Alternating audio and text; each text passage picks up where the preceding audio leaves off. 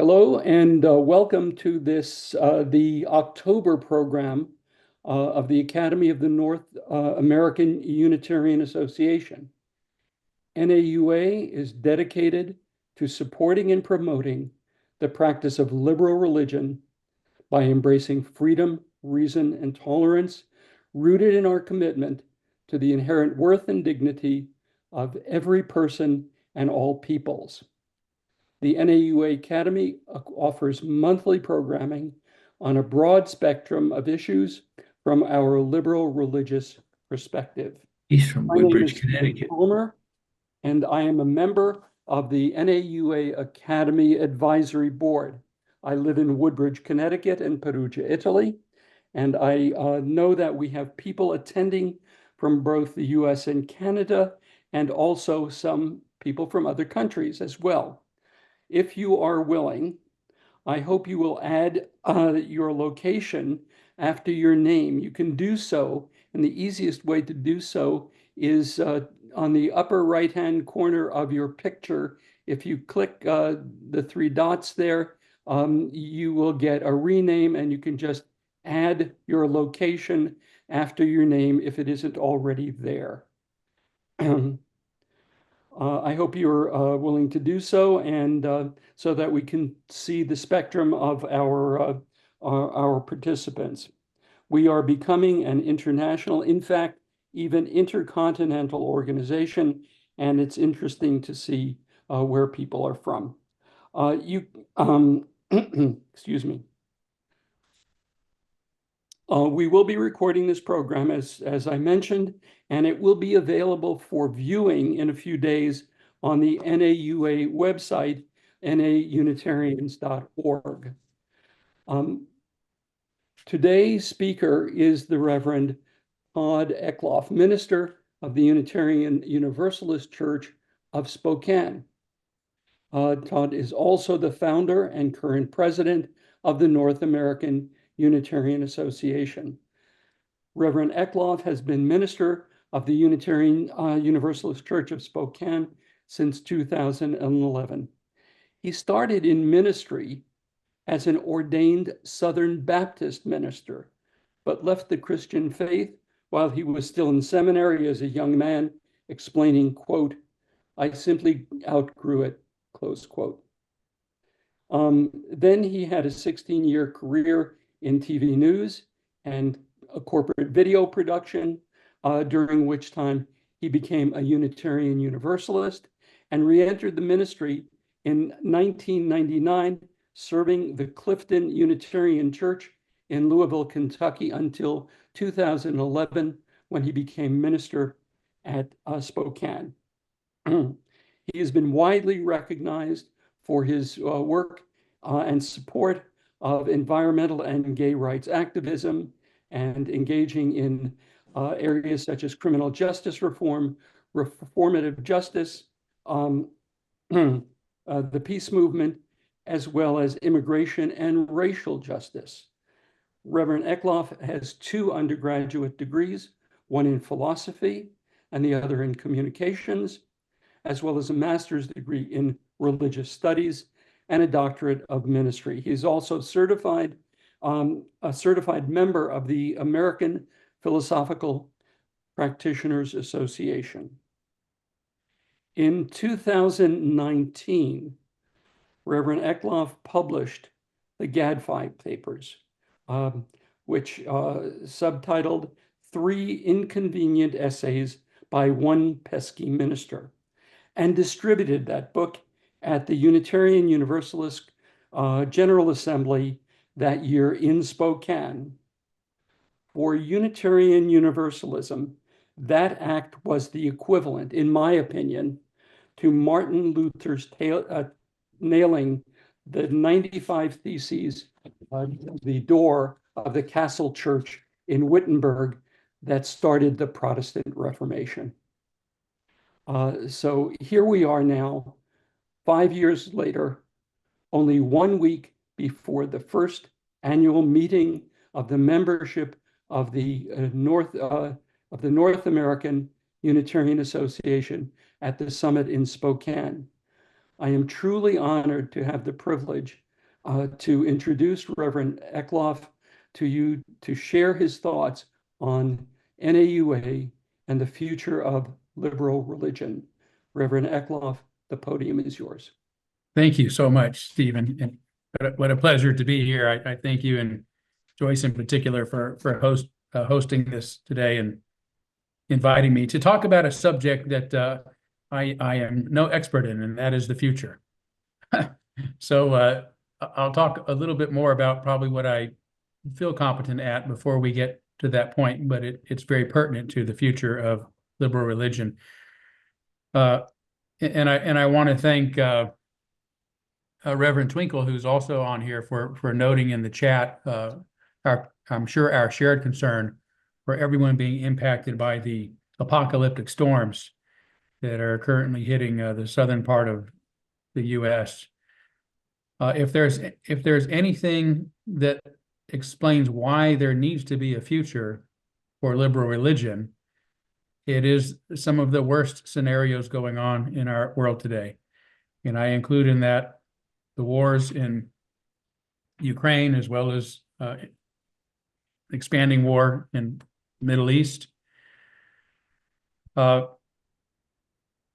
These things are happening fundamentally because there are certain individuals who do not understand that there is a connection between humanity that transcends our particular countries, our particular religious beliefs, our particular identities, nationalities. Otherwise, we wouldn't go to war, and we wouldn't kill people indiscriminately because we're angry at other people. The apocalyptic storms show, rather than a lack of tolerance, willful ignorance, a rejection of reason.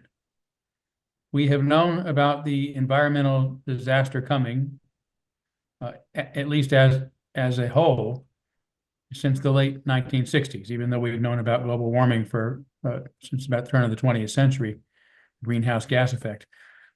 But I'll remind you that the first person to begin to seriously address environmental concerns was a Republican president, Richard Nixon, who created the Environmental Protection Agency in the U.S.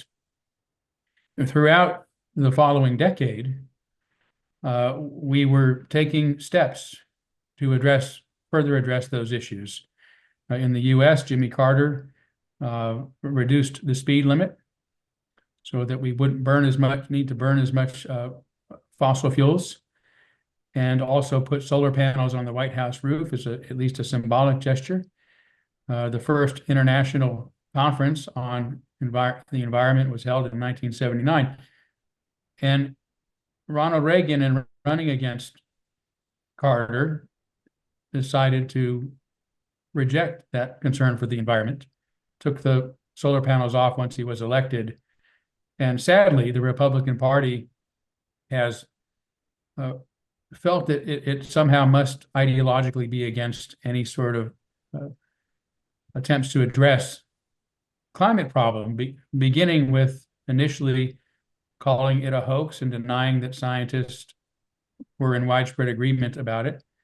When it became too apparent to deny, then that argument shifted to say that scientists were not in agreement about what it was causing it, but it always led to doing nothing about it. And that has continued and continued. Now we have a fellow running for president who, during his first term, first thing he did was get us out of the International Climate Agreement, and is now running on Drill Baby Drill as a response to climate change, as his vice presidential pick recently said. So we didn't have to be here. We didn't have to be here. We knew this was happening, and we could have done something about it before it was too late. But because we live in a world where increasingly our liberal values, our recognition of human dignity, which causes us to want to create communities based on freedom and reason and tolerance, has gone out the window, and we've increasingly gotten away from those. And history has shown that the only time humanity has ever progressed past these sort of horrors are when we adhere to those principles. So the question of our future is perhaps as important, if not more important today than it has ever been. So with that said, I'm going to share my PowerPoint presentation. And see if I can.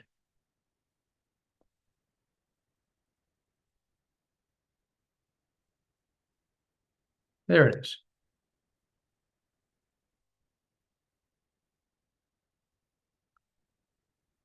Okay, so again, not a subject I'm very familiar with, the exact future for sure, but I have my ideas. More importantly, I think to understand where we're going, we have to understand where we came from.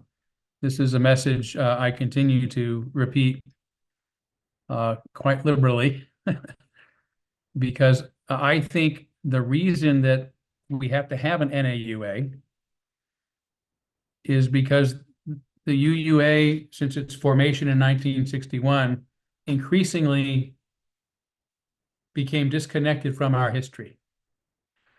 I was recently reading something sent to me by a historian in Australia, and I believe it was Professor Buck, I think, how you say his last name. Looking forward to reading more of his material. But he wrote an article about Unitarianism in which he made a really good point that, you know, we have been expressing our ideology since the merger of the association in 61. And you know, that was formulated eventually into the 7 principles that were just abandoned by the UUA. But there was nothing in that statement about why those are our principles, right? They were just sort of hovering there in empty space. Suddenly we had these 7 principles. A lot of people read and say, wow, those are my values too. That's great. But why are those our values? How do we justify those values? Why should we believe that's the way when there are so many different paths that people propose? Well, it's rooted in our history. It's the values. Those 7 principles are an articulation of much deeper values that go back hundreds of years, centuries. And that's why we have to understand who we are, where we come from, in order to understand where we must go. It's not enough to have values that just hover out there. So this is one of my favorite Proverbs. See if I can move my little group of you guys down to this bottom here a little bit for a minute. If one dwells on the past, then one robs the present. But if one ignores the past, one may rob the future.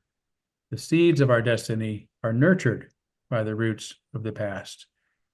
And I really appreciate the living in the now spirituality. There's a lot of truth to that.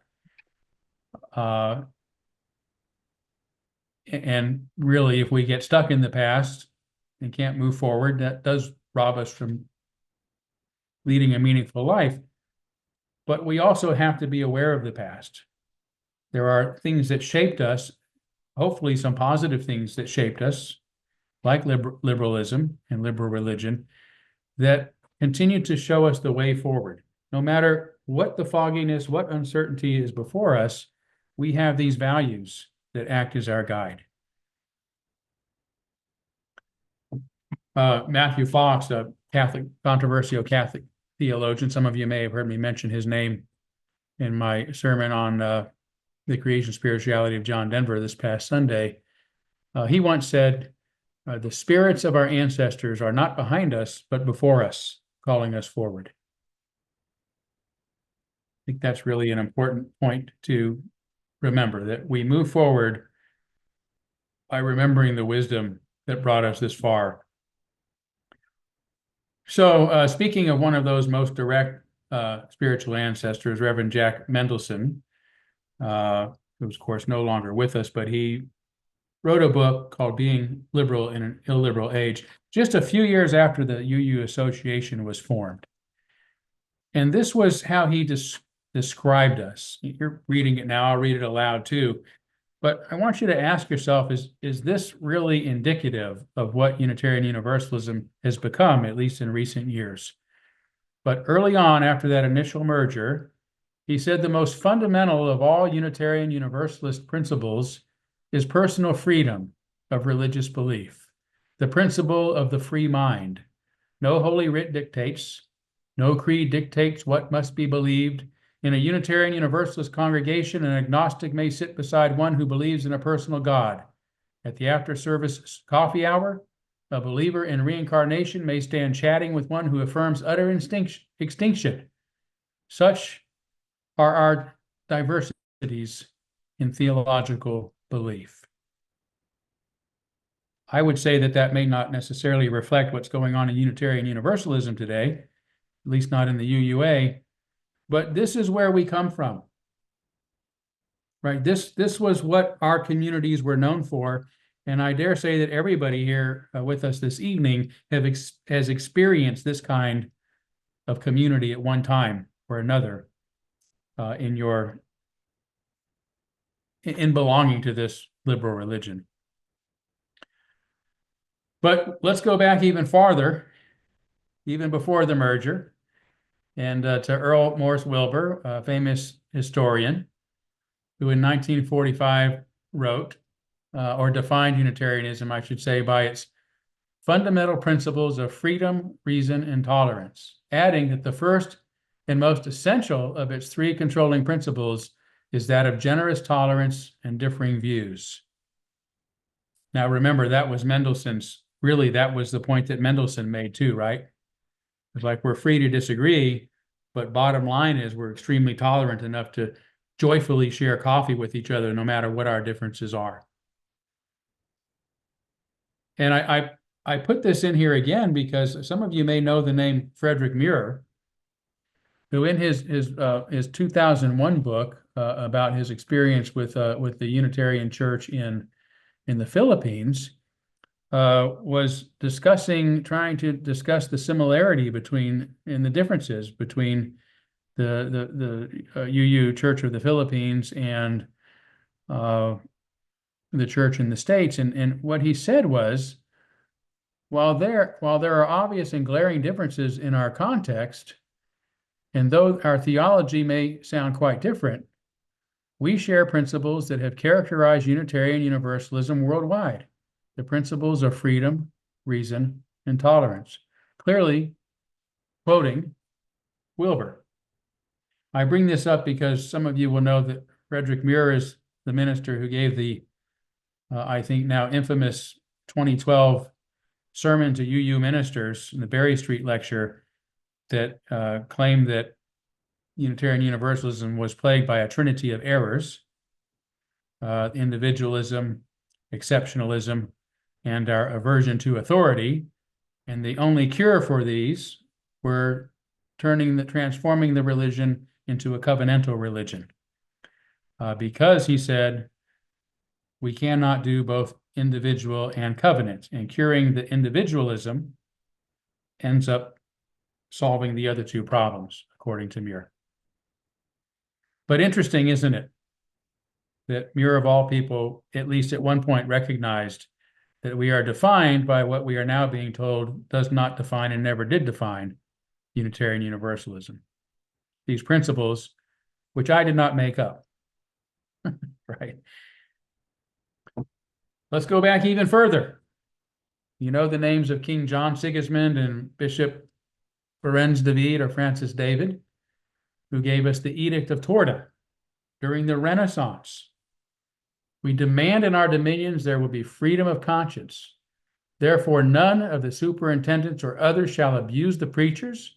No one shall be reviled for his religion by anyone according to the previous statutes. And it is not permitted that anyone should threaten anyone else by imprisonment or by removal from his post for his teaching. This was the first time that we know of that a country adopted both the Unitarian faith and simultaneously a law that made it essentially illegal to not tolerate a diversity of religious beliefs in their community. It even went on to say, if you don't like it, please leave the country, because in our country we demand that tolerance will be adhered to. This goes back to the Renaissance. And then even before King John grew old enough to run the country, his mother, Queen Isabella, had tried to issue a decree, a draft, if you will. This was 1557, so a decade before. Each person maintains whatever religious faith he wishes with old or new rituals, while we at the same time leave it to their judgment to do as they please in the matter of faith, just so long, however, as they bring no harm to bear on anyone at all. So you're starting to get the picture, right? We're rooted in the radical kind of tolerance that Mendelssohn talked about to begin with. And so this is how we know where we're going, and we know how to get there. This is what we want. We want not only this kind of community where we tolerate each other past our differences, and we're able to speak reasonably with each other, and people are free to be themselves and express themselves, but in a tolerant way. That is the roots. And these are the roots that bring forth the tree called liberal religion in whatever form that it blooms each year. In this case, blooming now is the NAUA. So how will we know that this future has arrived? And I think it's going to be more a feeling than an awareness. We're going to know this when our religious community feels like a place of support and warmth, and laughter and friendship and kindness among others who do not require us to think alike to love alike, where our worth and dignity is cherished, and where we find freedom to think and speak and to be yourself, where we love and support and encourage each other, where we sometimes disagree and still remain friends and accomplish good things together, where we experience openness and inclusion, not fear and condemnation. And if that's not what you're experiencing in your congregation today, you know you might be in the wrong congregation, or at least you need some serious work. But this is the future we're trying to create, not only for ourselves, but for our world. Because imagine how different the world would be today if this was the kind of community we expected.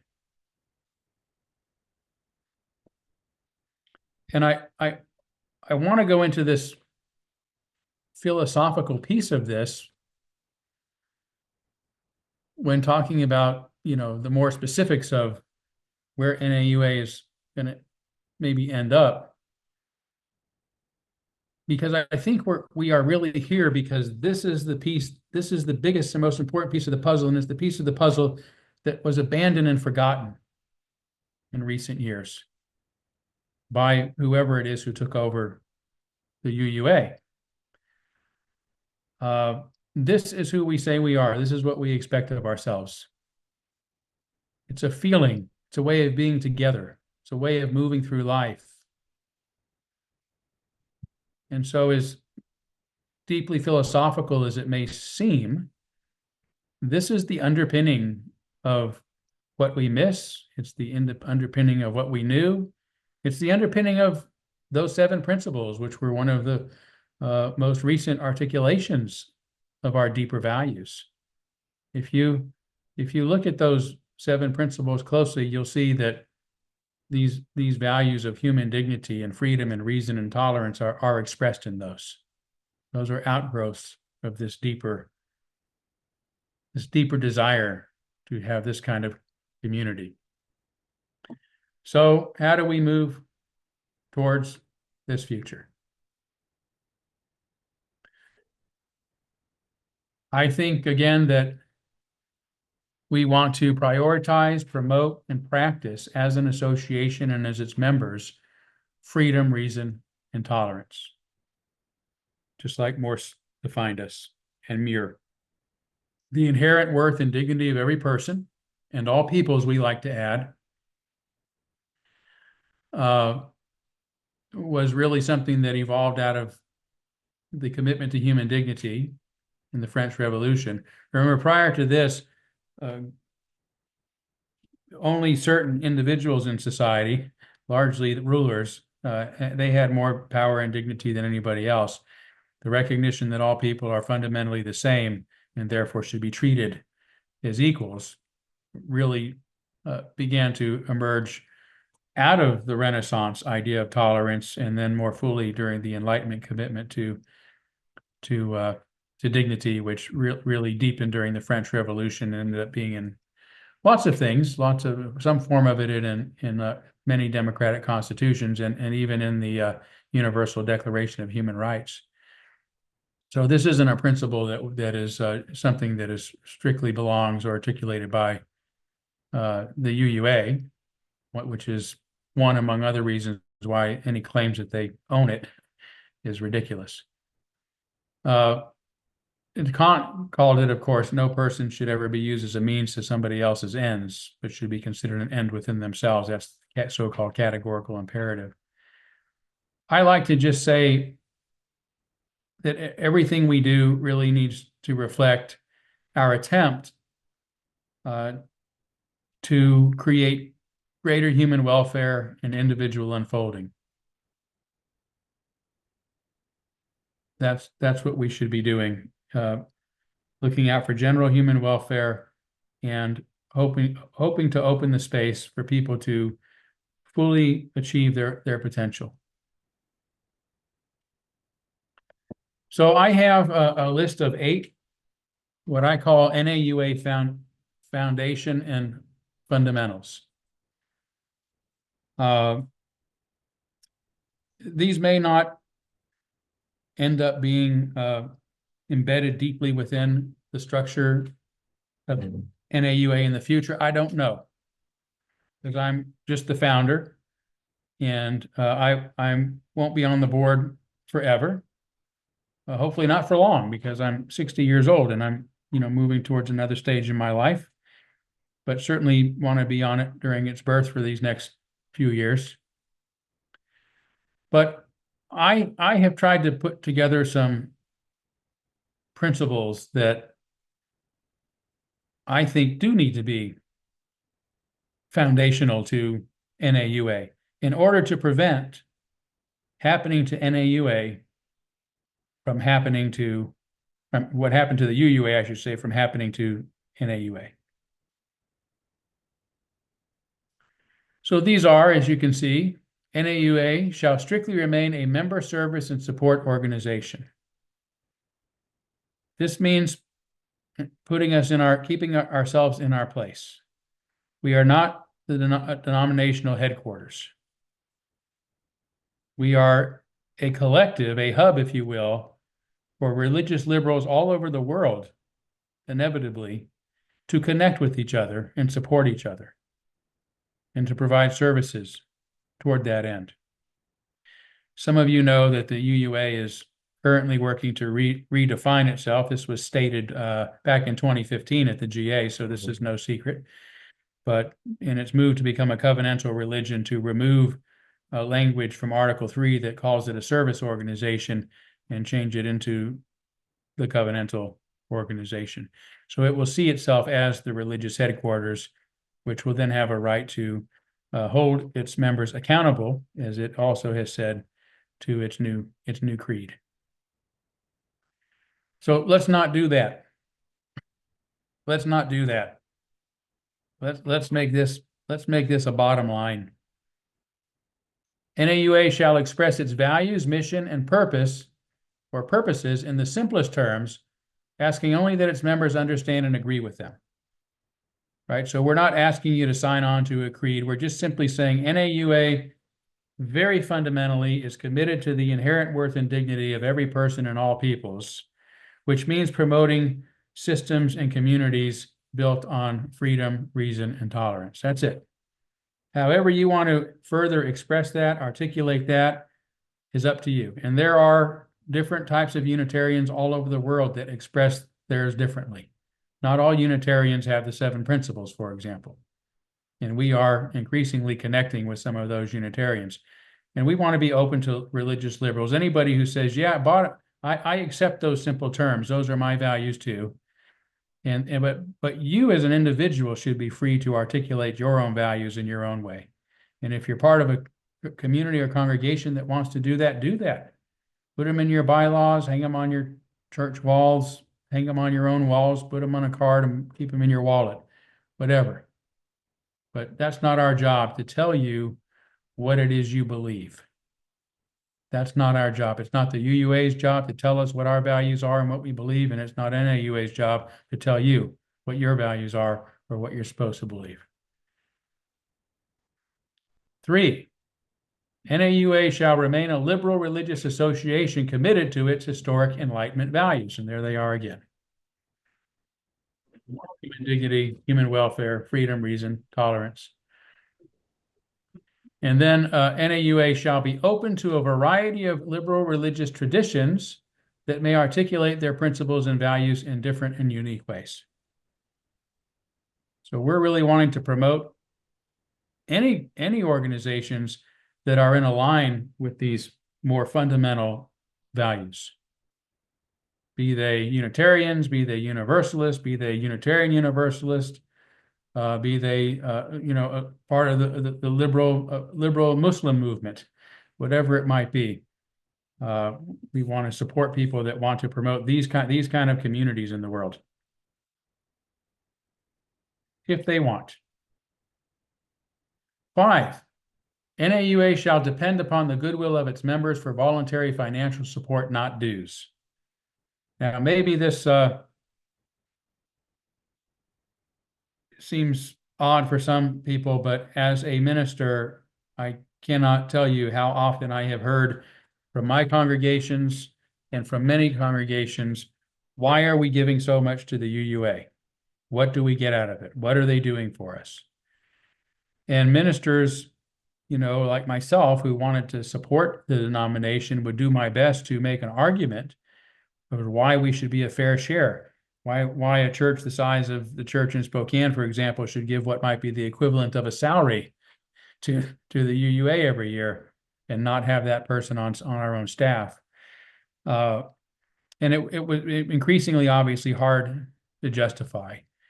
I think at the same time, the UUA was not being seen as a value-added organization to its members in many cases. So this puts the onus on NAUA to always make sure the most important thing we're doing is creating value for our members as they seek to live out their own religious values and to promote those in the world. So we want to be the sort of organization that people contribute to because we mean something in their lives and they don't have to ask, why are we doing this? And I actually think we're going to become much more financially successful because of that than otherwise. So 6, NAUA shall welcome individuals and groups into its membership and may offer services and support to those starting their own groups, churches, fellowships, special interests, which may then become members, but shall not be the creator of said groups. Okay, we again are not a denomination, so we are not planting churches for a denomination. We are simply here to support those that started. It may be that there is a group that wants to start a church or a fellowship and that we have developed a plan in the future that will give them some guidelines for helping to make that happen. And then we would very gladly welcome that group into our association should they choose to do so. But again, it is the principle of freedom and non-authoritarian control and giving people the wrong idea about who we are and what we're about. We want our congregations to remain autonomous and free.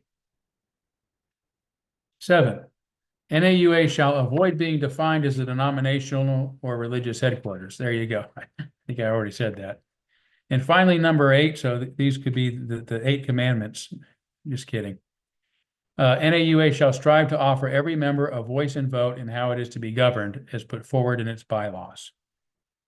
So our goal is to figure out a way in the very near future. Unfortunately, it's not going to happen necessarily this time because we simply don't have the systems in place to make it happen. But hopefully we'll find some kind of software or some means of distinguishing who are members and who aren't, and allow members to somehow participate in the democratic process while also voting whether or not they come to our yearly summit. This year, we will only those who come to the summit will be able to vote. However, everyone who is a member who comes to the summit can vote. We're not asking just a delegate or a small delegation of attendees to vote. And there is in the bylaws that we are hoping will pass by our membership, there is a statement that should be removed next year, but it requires the new board to develop a process by which this number 8 can be fulfilled in subsequent years. So be patient with us, but this is our goal that at least a proverbial ballot in every box. Okay. So our year ahead. So just back up just a little bit. I first announced our intention, and there were just a few people. I think Stephen was among them, Bob Simone, Terry Anderson, some others who are probably on here. I can't see everybody right now, who really got together in advance of a particular sermon I gave on December of 2022. I can't remember if it was December 4th or something to that effect, and announced the intention to begin NAUA. And so basically, in December, we might as well say we started in 2023, which is when our articles of incorporation were passed. So here we are, really just over a year, and we already have a yearly summit coming up. And but everything has been provisional, right? Because basically we were appointing ourselves as board members. We created a set of provisional bylaws under which we would operate amongst ourselves, but our members had no part in that because, of course, you got to start somewhere, and we didn't have a lot of members, and we didn't have any system for them to have that voice. So we're correcting that. We wanted to have a yearly summit just as soon as we possibly could, which is why we're having one so soon after our formation, so that the membership will at least select the board members, and we will have the long range. We will have our bylaws passed, from which then we can start looking more deeply into the future. Now, what that looks like is the new board to begin looking at long range visioning and planning. Where do we want to be in a year from now, and where do we want to be in 5 years from now? And how do we begin to get there? A couple of things that I think need to happen that'll be different. So far, our fundraising has been passive, right? We've not actually sought fundraising outside of putting something on our website.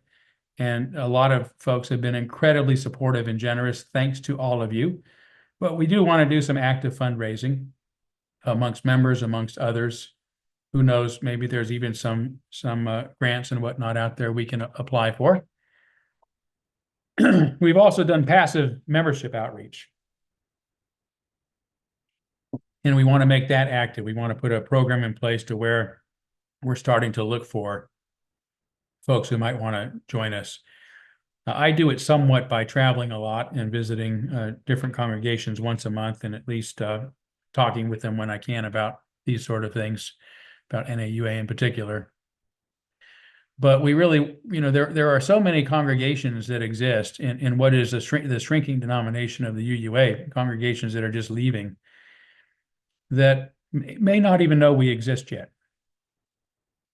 A lot of the smaller, more rural communities, fellowships, those sort of things. And I think we need to begin to actively engage with them and begin looking to get more members. And then development of member services and support. We say we're a service and support organization. So what exactly does that mean? We're already doing some pretty good things, right? Well,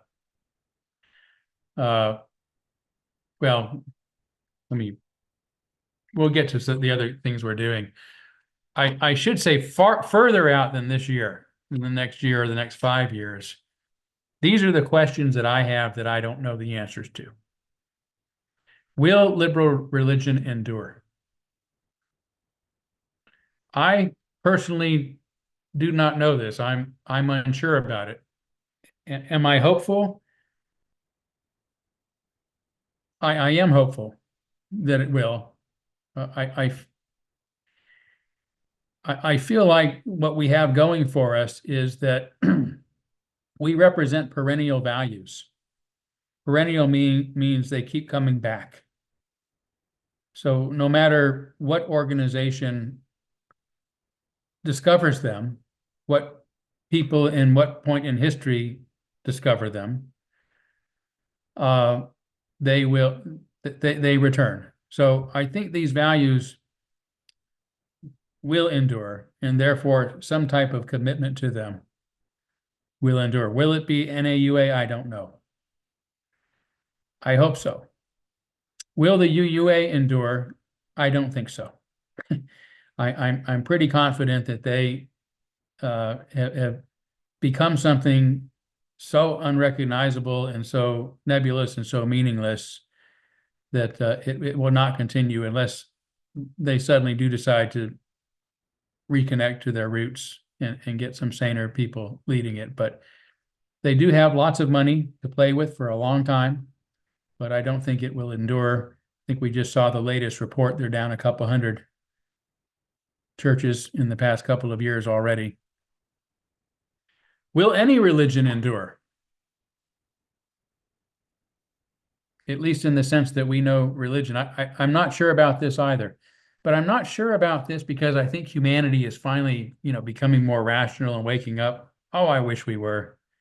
I wish we had another Enlightenment period so that that could happen. But truthfully, I think we're at a technological transition that is going to change things so radically that it's really impossible to tell what the future is going to be like. It's going to give humans powers that we don't normally have, perhaps even an awareness that we can't possibly imagine in the very near future, probably within the next 15 years. But what does that mean? The big talk around AI is how do we keep it tethered to humanity? How do we keep it tethered to our values? And that question is still up in the air. Right now, it expresses our values better than we do because we project our best. We program it with our values, the values we aspire to, even though we don't live up to them. But we don't know what that's going to be. So I just think we're living at a moment in history where the long-term future of liberal religion, of religion in general, as well as so much else, is really at an unprecedented turning point. And I don't know what's going to happen beyond that. So closer to our purposes, assuming that we are going to be. And by the way, if we go away, let's go away supporting each other, right? Let's go away, even if the NAUA. I'll back up. I say this to a lot of small fellowships that I go to speak to because I inevitably get the question, what can we do to grow? What can we do to get more people? And I just think it's the wrong priority. You're in a small rural community. Oftentimes you're in a community where there aren't a lot of folks like you to support one another, and somehow you found each other by creating these fellowships. And that is a success story. Anytime you get together and have a meaningful experience, whether it's with 8 people or 40 people or 4,000 people, it's a success story. And that's what NAU is going to be. We're going to be a success story. We want whoever or how many are involved with NAUA, we want you to be able to experience the kind of connection and community that our religion is known for. We want to recreate that, and I think we've succeeded to a great extent with just these services, which are what I like to call the low-hanging fruit, because they didn't cost us anything, except a lot of volunteer hours. So thank you, everybody who is involved in making these things happen. But yeah, they're right now we have these wonderful NAUA Academy courses monthly that people can attend and be together and edified and even have discussion. The Liberal Beacon is a online magazine that I think has some outstanding articles and information about the organization. I think it was Gandhi who said, I think he used the term newspaper, but given the era that he lived in, but that a community could not exist without a newspaper. I think that's true. We cannot exist if we're not communicating. Communion, communion, community are basically the same word. We have the third Saturday worship, thanks to our team that is continuing to put excellent services together. I have to apologize. I almost could never come to those. As a minister with a Sunday service, often my Saturdays are taken up with other events. I've had two memorial services, the last two, or I'm traveling to another congregation. So I really, really appreciate what that group is doing. And I don't skip because it's by choice. I just want you to know that you're putting together some really top-notch, beautiful services. And I thank you on behalf of our entire association for continuing to do so. We also have a variety of small groups, book groups and support groups that people have been part of. The yearly summit, yay, we're pulling that off, is another service where we actually can come together, whether virtually or in person, and really have that celebratory feel of accomplishment, but most importantly, of being together and living up to our highest aspirations. And so the biggest thing we offer, which is why they're all capitalized, I'm not yelling, but I'm really raising these up as important. We're creating community, connection, and roots. That's what the UUA was supposed to be for, and that's what NAUA is for. So that rather than just sort of existing out there or within our own congregations, and I've heard this a lot from people who don't want to deal with what's going on in our religion. I just want to focus on my church. I just want to focus on my community. But you can't, because what's happening to the larger organization is going to impact every congregation sooner or later if it hasn't already. So we want to help communities connect with each other in a way that they move beyond the limitations of their small circles and recognize that they are still part of something that is much bigger and that can support them and give them a liberal identity and tether them to roots. Those are our roots that go back to the Edict of Torda. Those are our roots. That's where our religion came from.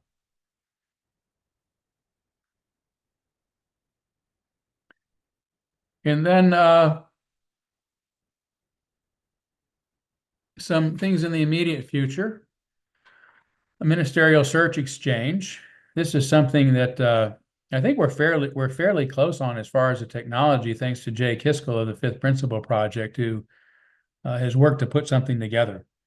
What we now need to do is populate it, basically create an exchange place where congregations in search and ministers in search, out-of-the-box ministers, by the way, out-of-the-box congregations, can begin to connect with each other. And that's a challenge. The challenge for the UUA, which doesn't have the ministers it needs, and it's a challenge for us because of that. But that's something we'll be working on more this year. A speakers bureau also would be helpful, because there's a lot of congregations that are always looking for speakers. And now with the technology that we have, there can be remote speakers. And some of you may have seen the article, again, with Reverend Twinkle Marie Manning, who has really taken a novel approach at remote ministry. So I would encourage you to look hers up on the website. I think having some sort of adult and children's learning programs, curriculum, whatever it might be, videos, things about our history, begin to produce that kind of library of research, library or research that our members can have access to, whether it's for adult education programs or religious education, those sort of things. And then increasingly, as Stephen mentioned, and I think that he could say more about than me at this point, is realizing that we're already international in the sense that we're the North American Unitarian Association, but we're really wanting to be able to include people all over the world. And it turns out there are an awful lot of Unitarians in the world who are already interested in what we're doing and what we're about. I left the blank there because there's going to be a lot more services that we'll begin to articulate in the future, and maybe some of you have some ideas. So that is the formal part of my presentation. I think I probably went for quite some time, but do we have time for Stephen? I'll turn it over to you to take it from here. How's that? Todd, that's great. Thank you very, very much. Yes, we definitely have time. You did not go over time. You had about 7 minutes left. And let's give you a break for a couple of minutes. You've given us a lot to think about, a lot of things that I'm sure people will have questions about. So before we go into our question and answer program, Joyce, I think you have a slide or so to show, just to remind folks that we do have programs, and while they are not very costly at the moment, any contributions would be gratefully accepted. Probably the easiest way, if you're interested in doing that, is just go to our website, and there's a place to make a donation. And the other thing I would like to call your attention to, if we can have the next slide, Joyce, is our summit, which will start next week. There is still time to register, and there will be a large component of people participating in the summit by Zoom. So it doesn't require you to travel to Spokane, unless you, of course, you'd like to. But you can participate by Zoom, and if you go to the website, you can register for for participating by Zoom. We have a very exciting keynote speaker, John Wood Jr., the National Ambassador for Braver Angels. And I think you will find his presentation very interesting. And there are lots of interesting programs that are planned, and workshops and discussion groups. And I certainly encourage anyone who hasn't registered, who's interested in finding out what NAUA is doing and contributing to what it might do in the future, to please join us. So I think we can take that slide down now and go into our question and answer session. And our question and answer session now will be recorded, because I think Todd has given us a lot to think about. People have, I'm sure, a lot of interesting questions. They'd like to share thoughts with us. And so we will record them with the session, so we can refer back to what you said and not lose it. In addition, for those who might not want to be recorded, you could write your question in the chat, and I will read the question. I won't read your name, but the question will be asked, And so we'll have some discussion about that from Todd and others.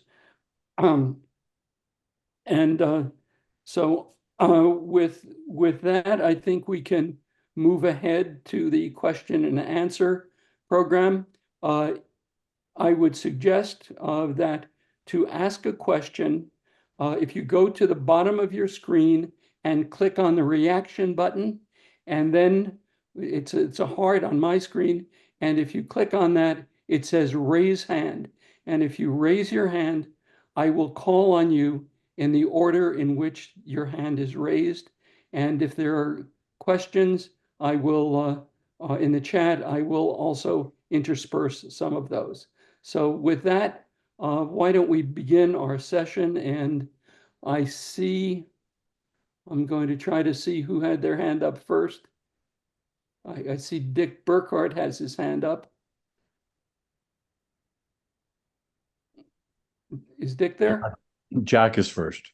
Oh, Jack is first? Okay. Thank you. I can't see it on my screen, Terry. Okay. Jack, go ahead. Yes. Todd, thank you for an excellent and well thought out presentation. Good to see you, Jack.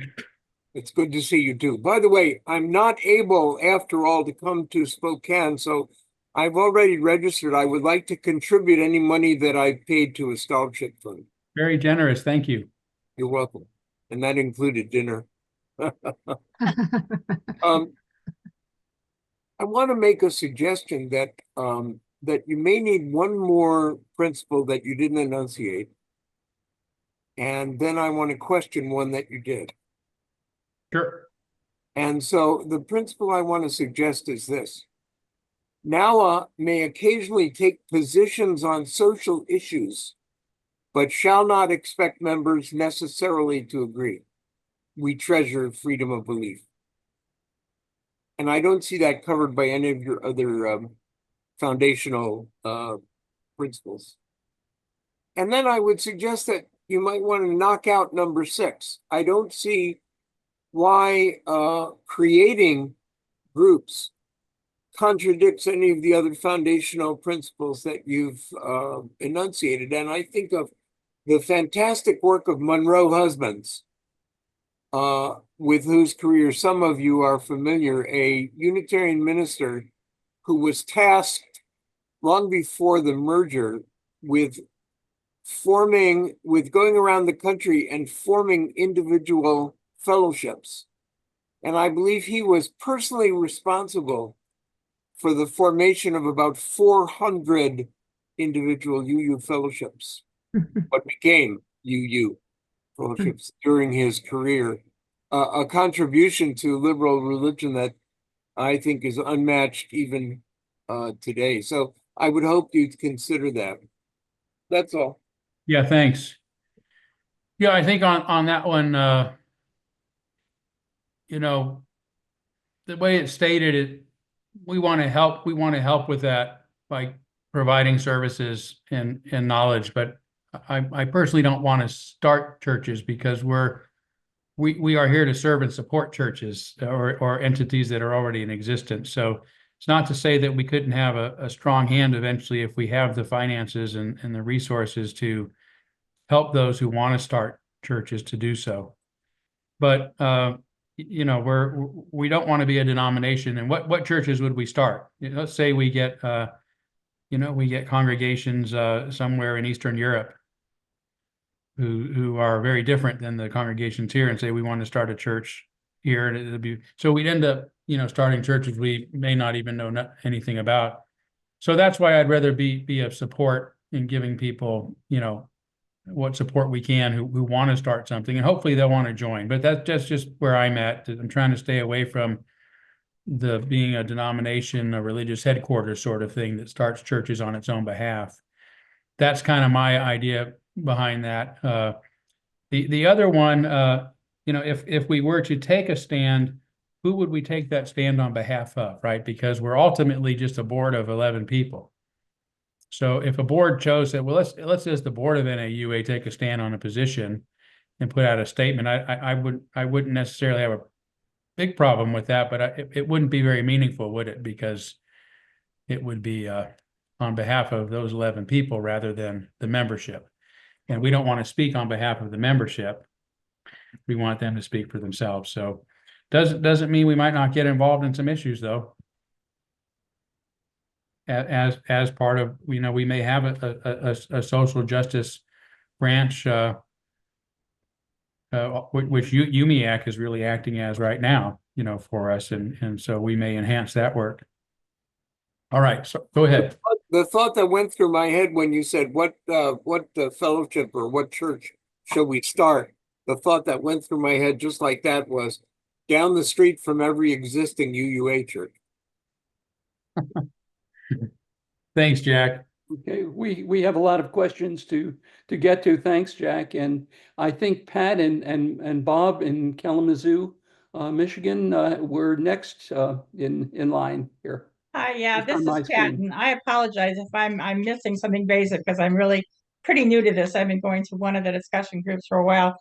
And the number 2, it said that NAUA should express its values, mission, and purposes, I think it was, in a simple way, but I didn't hear what those are. Is that to be developed in the bylaws? Usually there's a mission statement, isn't there, that would express those things? Yeah, it's actually right on the homepage of NAUA's website. Okay, and how is it titled? Is it titled that? What is it? Say our mission or our purpose? Anybody there right now?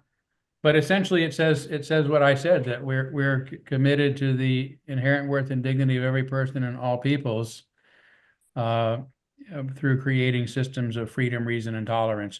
And then there's other places in the website that really outlines what it is we mean by freedom, reason, and tolerance. Okay, yeah, perfect. That's just what I would miss, the main headline there. It's really Thank you. simple. It's really simple. Although I have to say, one of our dear church members here in Spokane died recently, Dave Roberts, who just was such an incredible man. But his spouse Millie showed me a card that he kept in his wallet in recent years, and it said, "My values: freedom, reason, and tolerance." And so they're a lot easier to remember than some other. Okay, thank you. Thank you. I think Dick Burkhardt is next. Hey, Dick. Let's There see. he is. You're muted. There you go. Nope, still can't hear you, pal.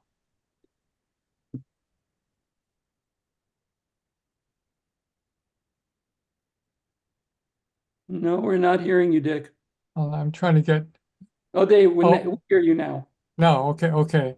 You know, Oh, you gotta scoot back up where you were. You went silent again. Nope. I thought maybe you weren't close enough to the mic, but no. yeah, because now we can hear you right there. Oh, right there? Yeah. Oh, okay. I'm curious about what's going on in UUA right now. Are you getting a lot of negative stuff from the UUA? Are they trying to undermine what you're doing? Are people bad-mouthing you? Or are they sort of standing back? Or how's the situation there? Are ministers afraid to engage with us because they might be dissed by the UUA or not? Well, it's a bigger question. I don't know all the answers to it, obviously. I don't hear much from the UUA anymore, which I mean, I hope that's a show of their respect, but I doubt that it is. I really don't know where they're at with us. I do know that we had another keynote speaker who was going to be with us, who backed out with very short notice because he had been contacted by someone he described as having connections with UU, who chastised him for being involved with us.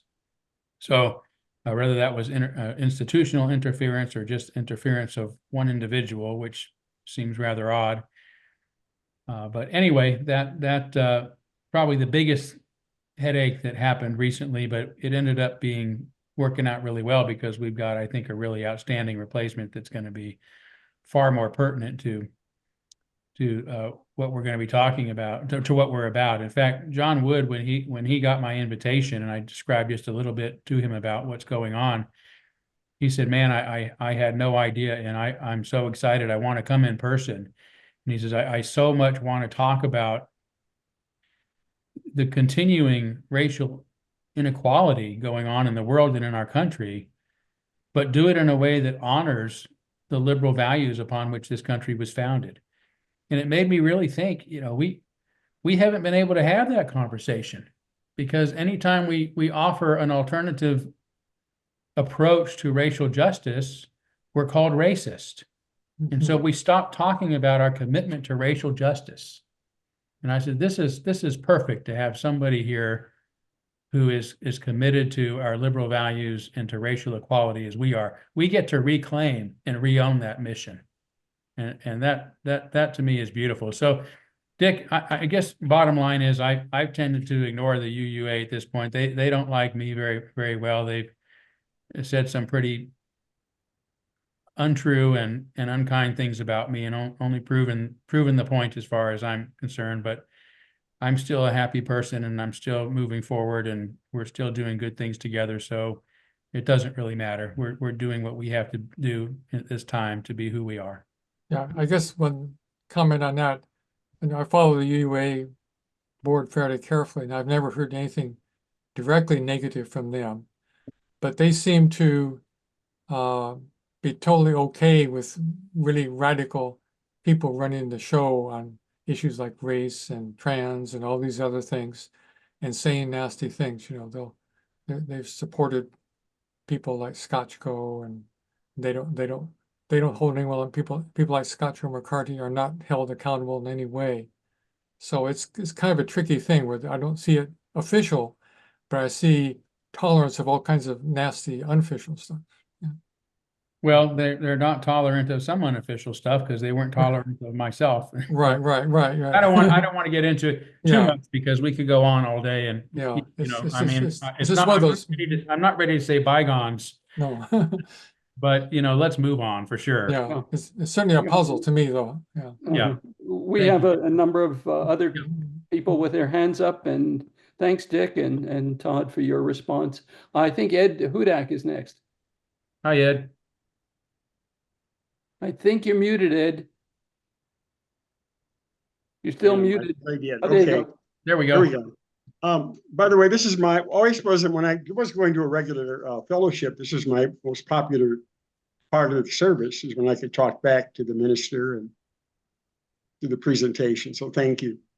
I have a question. You mentioned in the early part of your talk about, I think it was freedom of the pulpit. Did you refer to that, or did I misunderstand that? That ministers in the UU were given the right to say what they wanted from the pulpit? And I've heard that. Yeah, that was from the Edict of Torda, yes. Back in 1568, yes. Wow, I never heard that. And it goes back that far. It goes back that far. Well, it's certainly dead now in the UUA, isn't it? Yes, it is, sadly. Yes. I have first thing, you mentioned climate change at the beginning. Are you familiar with Patrick Moore, the person who started Greenpeace? No. Yes, I would encourage you. I know you sounded very strong on your idea of climate change and things. I would encourage you to read Patrick Moore. Very easily understood. You can see him on YouTube, but he was a former head of Greenpeace, and he's been drummed out of that group too. So you might find it interesting, a person who you might have something in common in how you've been removed from situations. But Greenpeace, they don't like him very much. So I'd encourage you to Sounds like my kind of guy.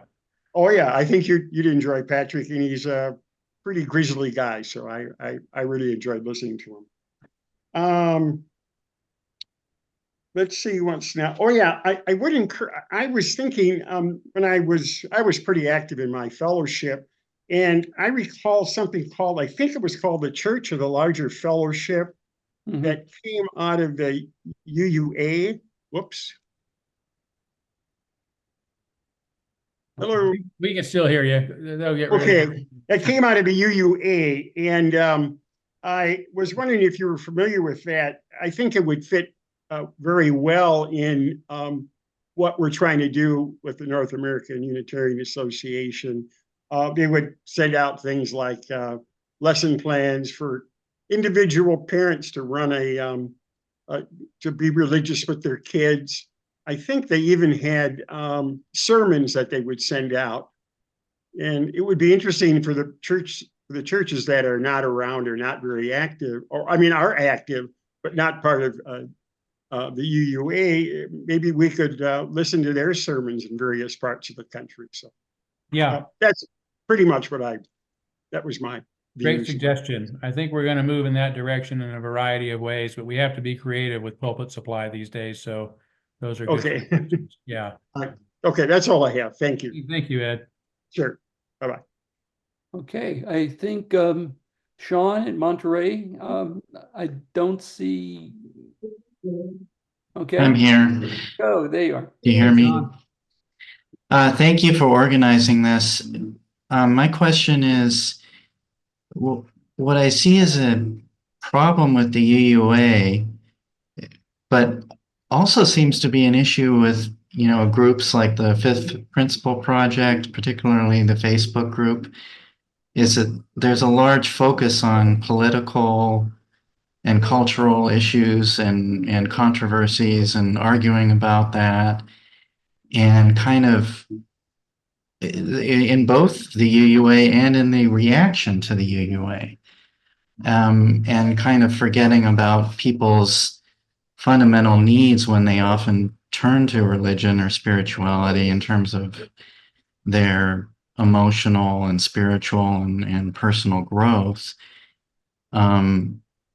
It seems to me like really successful religions like evangelical Christianity or Buddhism, answer those needs. And that's kind of what I'm worried about. I feel like I'm worried that liberal religion might be a failure if it doesn't address these needs for, emotional and spiritual personal needs, and only focuses on larger political and societal issues.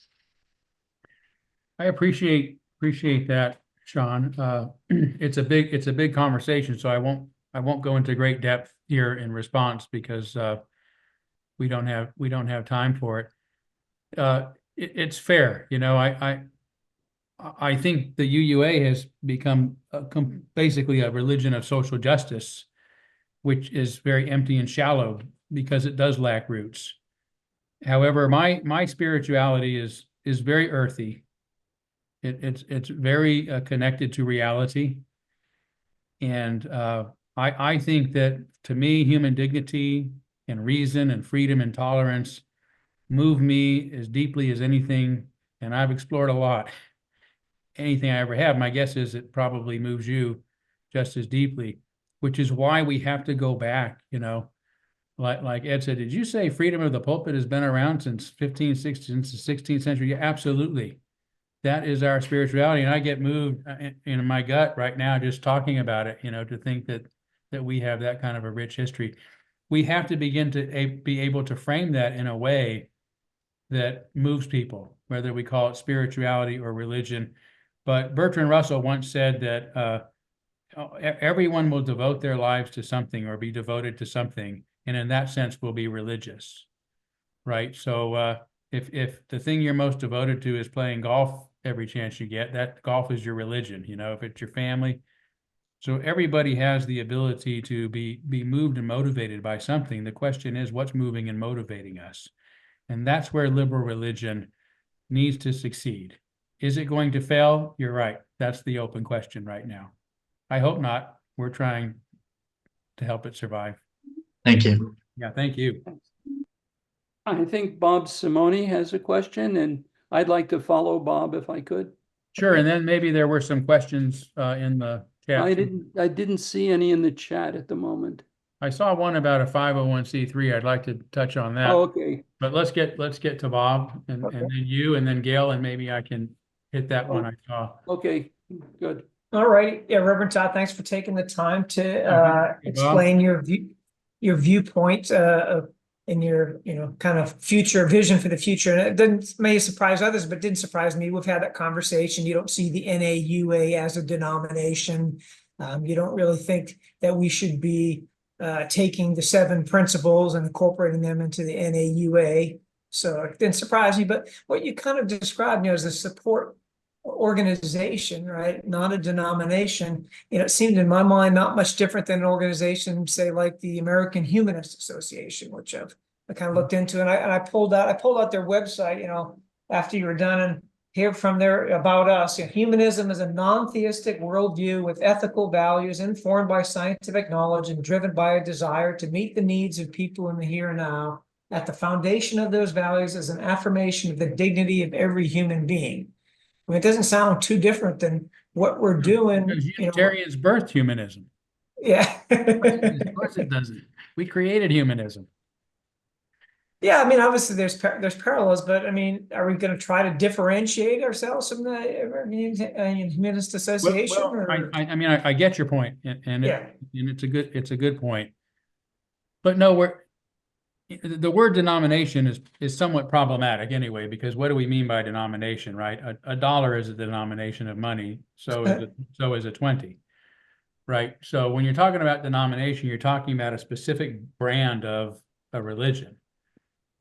So NAUA is not a specific brand of a religion. We are an association of religious liberals, which is probably going to end up being mostly Unitarians and Universalists, and maybe some humanists, and anyone else who might join, but mostly it's going to be an association of Unitarians and Universalists, or people who still call themselves Unitarian Universalists, whatever the case may be. But again, their spirituality, their approach, their expression of that is up to them, because they're autonomous individuals and autonomous congregations. That's our history. How do we connect, create community, support each other in that, right? So we're not the denomination. We are an association of a variety of religious liberal denominations. Again, could be Unitarian Universalist, Unitarians Universalist, or something else that may come up down the road. So yeah, I don't see us as a denomination, because we are not giving an giving a direct declaration of what religion we are part of, or that we are that religion. We are saying we are an association of organizations that identify with religious liberalism, and we're here to support in that. So it's really what the UUA is meant to be, and it's what its bylaw says that bylaws say it is. But they got really caught up in trying to figure out who we are and what is it we're about. And then some people said, hey, they don't know who they are, what they're about. Let's tell them. And that's kind of where we got into it. So. All right, thanks. Thank you. To a great extent, my question was very much like Bob's. My question was whether there was a model for what we wanted NAUA to be and what we wanted this liberal religious organization to be. And to a certain extent, I think, as I think about it, it's what the UUA was, but is no longer. Because I remember very clearly, as I belonged to 8 different Unitarian churches, maybe 9, I don't remember now, as my career took me around the United States. And each church was different.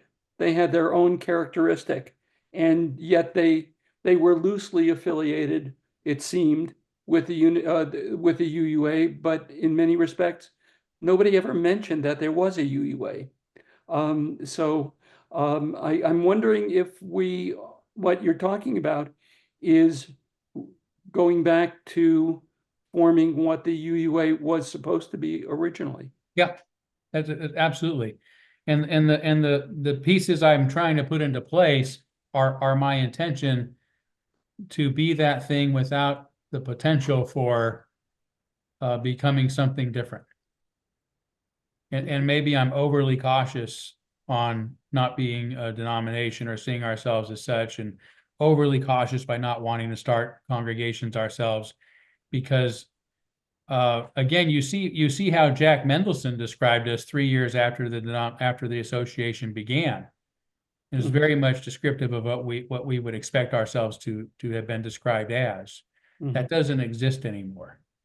It happened rather quickly, but it doesn't exist anymore, which has left us all in a place of shock. So I've been constantly trying to piece together what happened, and that's what the second essay in my book is about.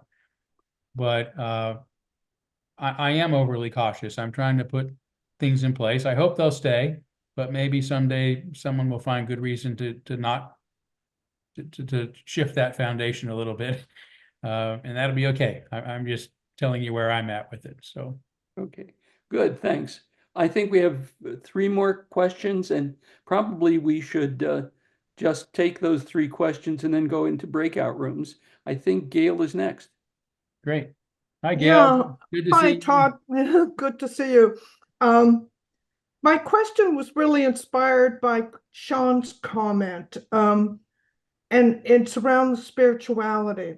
You said in the beginning, when you first started talking about identifying what would we know about NAUA, NAUA, and you said it would be a feeling. We would feel something, community, something in the heart. Now, feeling is almost an intuition, intuition and feelings. And then we get into transcendentalism, which is sort of also the father of our American Unitarianism. And I look at number 3 and the highlight on the Enlightenment. Well, where's transcendentalism? Where's spirituality? Where's intuition? Where's feeling? And I just suggest that as perhaps maybe not to challenge or round out number 3, but maybe another statement about that, because it's meaningful to me as a Unitarian. And I just thought that's curious, because my background is science. I understand logic, reason, but I also believe in intuition and feeling and spirituality. So maybe you'd like to comment on Well, that. I don't like to use the word spiritual myself very much, because I find it as nebulous as the word God.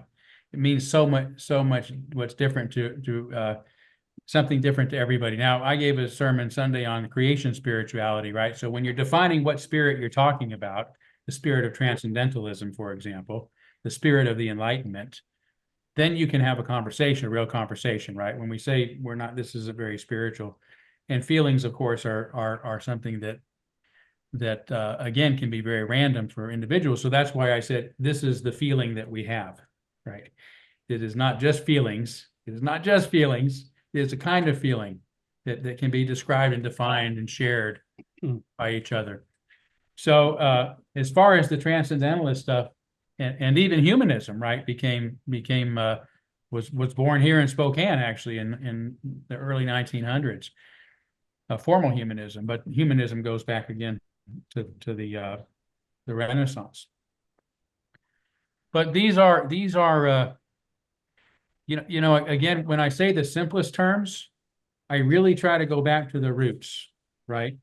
The transcendentalism was a bit of a divergence. It was a branching off to a specific experience, and that's why it's not up to the NAUA to express what it is, Gail, that you find meaningful, or anybody else. It's up to you to express that and to live that, and there may be churches that join us that are highly transcendentalist in their nature.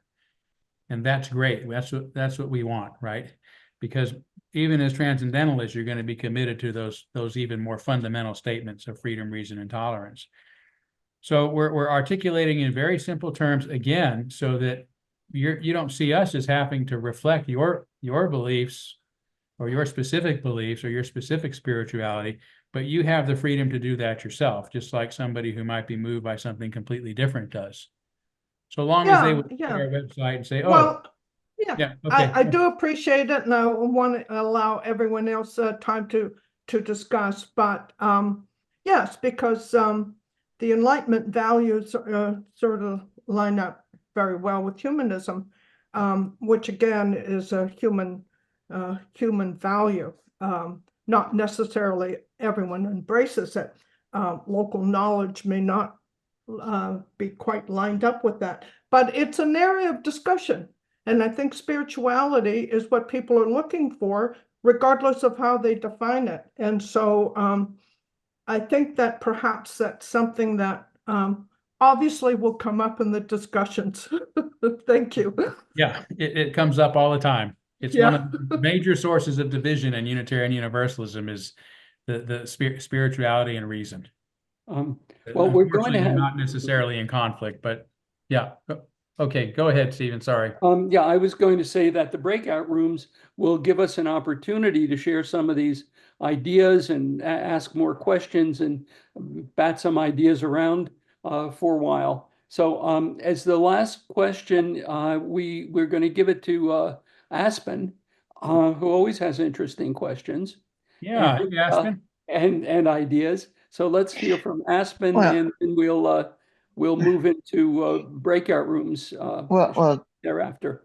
thank you, Stephen and Todd. I got in late, but I caught the gems of this, and I'm just, one of my pertinent questions is how will we get young adults to come into this space? Because the number of young adults who identify as spiritual or some form of non-theist is growing, and I can tell you that the tension between the established church and the, do it your own DIY religion is really growing. What is really our solution? Because I often, as a somewhat of a atheist, always thought that majority of us were moving in a more secular, humanistic direction, wanted conversation. But I'm seeing the quite opposite in my generation. They're really doubling down on astrology and crystal healing, Reiki, and all of these things. How will us, a group of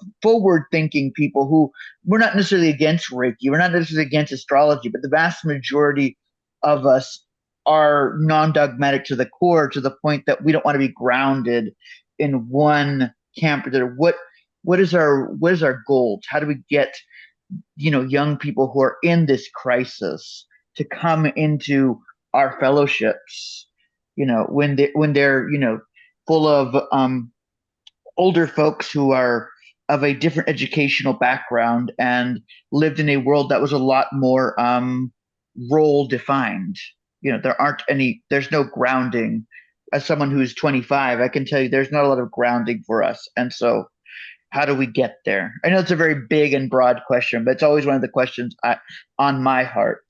Yeah, I'll be quick too, because it is a big question. Obviously, I don't have the answer. So, I mean, the idea of what are the strategies for getting younger people in? What I would say is that we need to be ourselves, right? The whole problem with Frederick Muir's suggestion to save the denomination was to become something fundamentally the opposite of what we are in order to grow.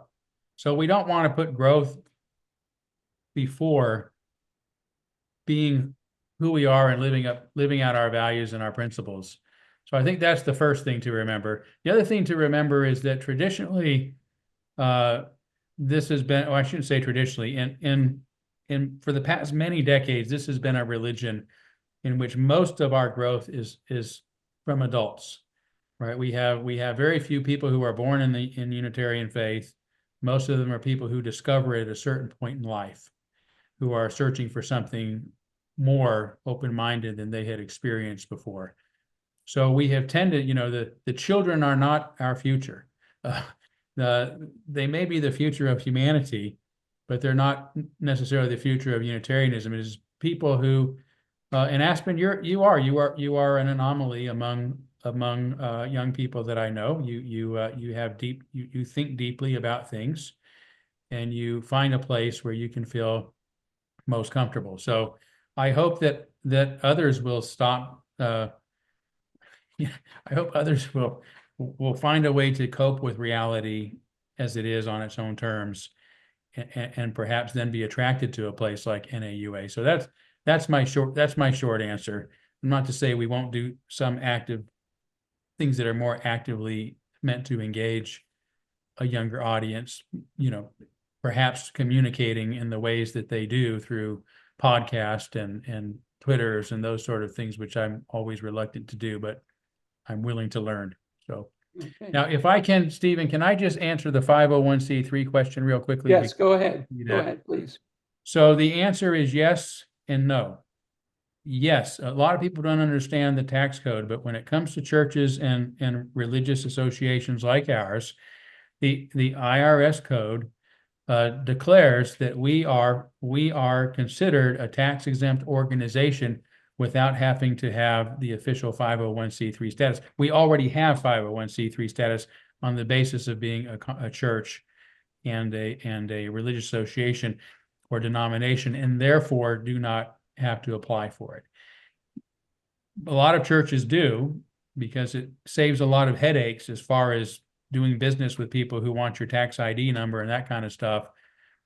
But we are a 501. So if anybody contributes to NAUA, you can write it off on your taxes. We should probably, I'll find that. Actually, I have it written down, the part of that code, because I get this question a lot and send it out. We should put it on our website, maybe under the hi Wiley, under the contributions part, and then people will know what I'm talking about. So that's my short answer to that. Okay. Thank you very much, Todd, both for that answer and all the other answers and the presentation. You've given us a great deal to think about, and I'm sure what you've discussed is going to be discussed for some time to come. There's a lot of ideas there, and I think folks will like to mull them over and maybe massage them a little bit as well. So before we go to breakout rooms, I'd like to make you aware of two upcoming programs from the NAUA Academy. Next month, November, the second Tuesday in November, which is November 12th, we will have a presentation on FAIR, which is the Foundation Against Intolerance and Racism, and this will be given by Sunil Wijesekera, I hope I pronounced the last name correctly, who's a member of our NAUA Hayward Fellowship. So that's going to be our November program. And we've just learned today, confirmed today, that in December, second Tuesday in December, our speaker will be Reverend Peter Morales. And he will be talking, I don't have his title in front of me, but it will be announced, of course, on our website. And it is a very provocative title, as I remember. Anyway,